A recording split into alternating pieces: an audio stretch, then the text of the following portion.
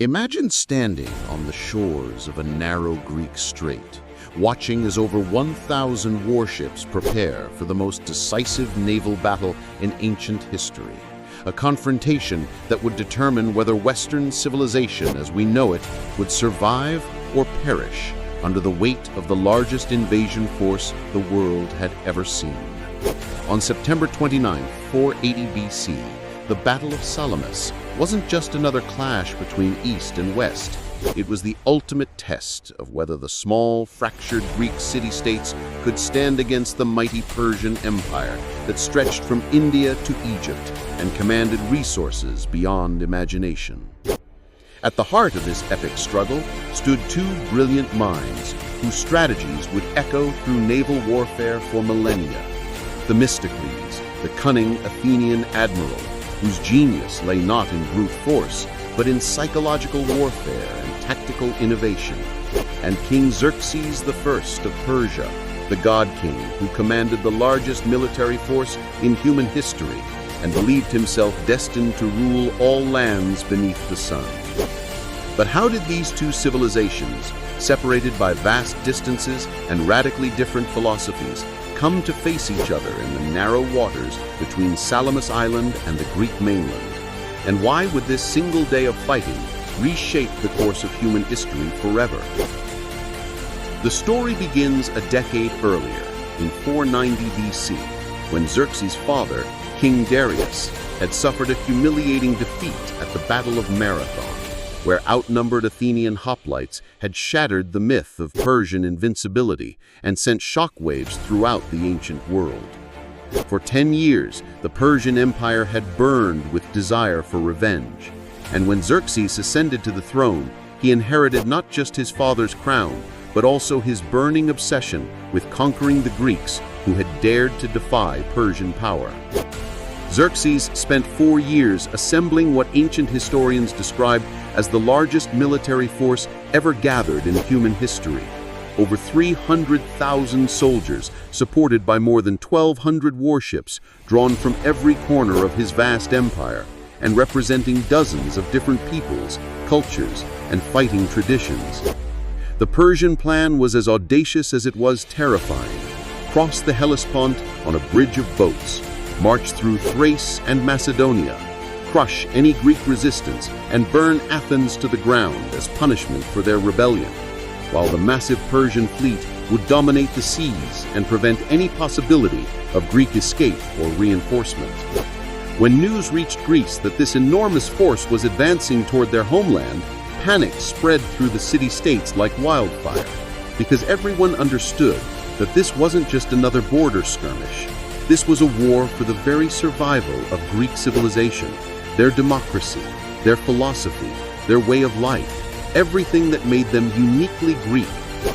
The initial Persian advance seemed unstoppable as Xerxes' massive army swept through northern Greece, crushing all resistance. And when the brave Spartan king Leonidas and his 300 warriors made their legendary last stand at Thermopylae, they managed to delay the Persians for 3 days, but ultimately perished, leaving the road to Athens wide open. As Persian forces poured into Attica and burned the abandoned city of Athens to the ground, fulfilling Xerxes' promise of revenge for Marathon, it seemed that Greek resistance was crumbling and that nothing could stop the Persian juggernaut from conquering all of Greece. However, one man refused to accept defeat, and his name was Themistocles, the brilliant Athenian politician and admiral who had spent years preparing for exactly this moment by convincing his fellow citizens to invest their newfound silver wealth not in personal luxuries, but in building the largest and most advanced navy in the Greek world. Themistocles understood what many of his contemporaries did not, that Greece's only hope lay not on land, where Persian numbers would prove overwhelming, but on the sea, where Greek seamanship, superior ship design, and knowledge of local waters might level the playing field against even the mighty Persian fleet.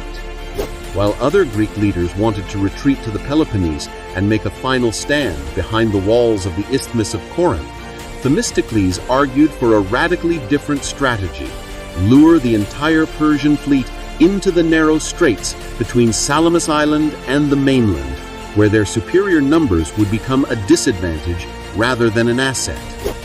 The plan was incredibly risky because if it failed, the entire Greek fleet would be trapped and destroyed, ending any hope of resistance. But Themistocles had studied Persian tactics and recognized that their commanders, drawn from many different cultures and traditions, lacked the unity and coordination that characterized the Greek alliance. To execute his strategy, Themistocles devised one of the most audacious deceptions in military history. He secretly sent his most trusted slave, Sisinus, to the Persian camp with a carefully crafted message claiming that the Greek fleet was divided, demoralized, and planning to escape under cover of darkness. The message, supposedly from Themistocles himself, suggested that Xerxes could win a complete victory by surrounding the Greeks and preventing their escape, playing perfectly into Persian arrogance and their desire for a decisive triumph. Xerxes, who had been frustrated by the Greeks' refusal to meet his forces in open battle, where Persian numerical superiority would prove decisive, eagerly embraced what seemed like a golden opportunity to destroy the Greek fleet in a single stroke, and he immediately ordered his admirals to position their ships to block all escape routes from the Salamis Straits. What Xerxes didn't realize was that he had fallen completely into Themistocles' trap, because by crowding his massive fleet into the narrow waters of the strait, he had surrendered the very advantage, superior numbers and maneuverability, that made the Persian navy so formidable in open water engagements.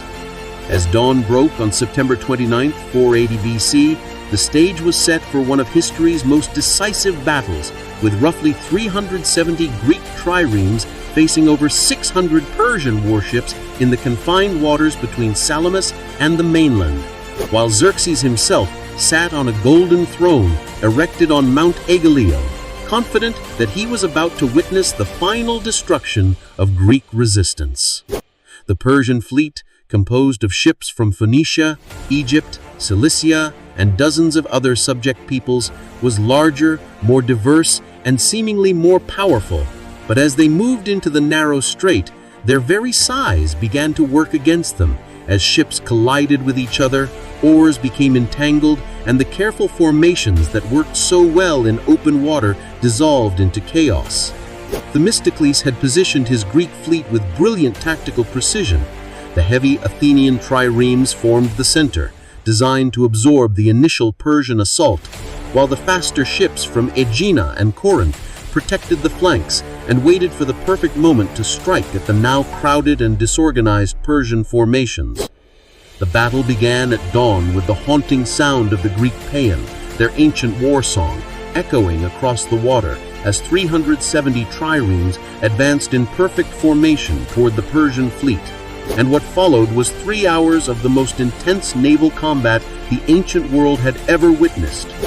The Greek triremes, built for ramming with their bronze-sheathed prows, proved devastatingly effective in the confined waters, as their experienced crews maneuvered their ships with precision and timing that the Persian multinational fleet simply couldn't match, striking again and again at Persian hulls with coordinated attacks that sent ship after ship to the bottom of the strait.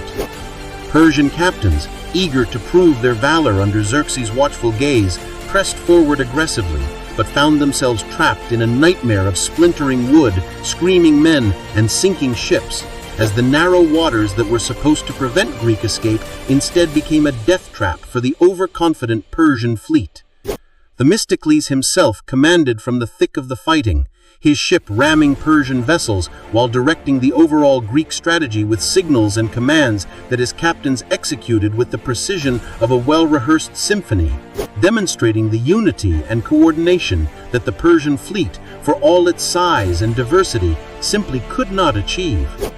As Persian ships collided with each other in their desperation to escape the devastating Greek rams, many of their sailors, who came from inland regions and couldn't swim, drowned in the blood-stained waters of the strait, while others were cut down by Greek marines as they tried to swim to shore or cling to floating debris. The tide of battle turned decisively when Aristides, commanding the elite Athenian marines, led a brilliant assault on the small island of Pistalia, where Xerxes had positioned Persian troops to rescue survivors and secure the strait. And in a fierce hand-to-hand battle, the Greeks slaughtered the entire Persian garrison, including several members of Persian nobility. From his throne on Mount Aigaleo, Xerxes watched in growing horror as his invincible fleet was systematically destroyed by the smaller but more skilled Greek navy. And ancient sources tell us that he cried out in anguish as ship after ship bearing his personal friends and relatives disappeared beneath the waves, their proud banners and golden ornaments sinking into the depths, along with his dreams of easy conquest. By midday, the Persian fleet was in full retreat, with hundreds of ships destroyed or captured, and thousands of sailors dead or drowning, while the Greek fleet had lost fewer than 40 vessels. And proved beyond any doubt that superior tactics, unity of command, and intimate knowledge of local conditions could triumph over even the most overwhelming numerical odds. The immediate aftermath of Salamis was catastrophic for Persian ambitions in Greece, because Xerxes, realizing that without naval superiority he could not supply his massive army or prevent Greek reinforcements from other parts of the Mediterranean,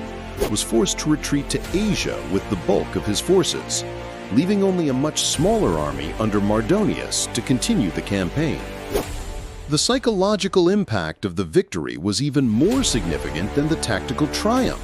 because for the first time, Greeks across the Mediterranean world saw that the seemingly invincible Persian Empire could be defeated, that their way of life, their democracy, their philosophy, their cultural traditions was worth fighting for and could survive even against impossible odds. Within a year, the remaining Persian forces in Greece would be completely destroyed at the Battle of Plataea, and the Persian threat to Greek independence would be permanently ended. But it was Salamis that marked the true turning point, the moment when the tide of history shifted from east to west and ensured that Greek civilization would survive to influence the development of Rome, the Renaissance, the Enlightenment, and ultimately the modern world. Themistocles emerged from the battle as the savior of Greece, his reputation for strategic brilliance secured forever, while Xerxes returned to Persia a broken man, his dreams of universal empire shattered by the tactical genius of a single Greek admiral and the courage of free men fighting for their homeland. The Battle of Salamis thus stands as one of history's most decisive encounters, proving that intelligence can triumph over brute force, that unity of purpose can overcome numerical disadvantage, and that the determination to preserve freedom and self-governance can inspire ordinary people to achieve extraordinary victories against seemingly impossible odds. Lessons that remain as relevant today as they were 2,500 years ago, when the fate of Western civilization hung in the balance in the narrow waters between Salamis Island and the Greek mainland.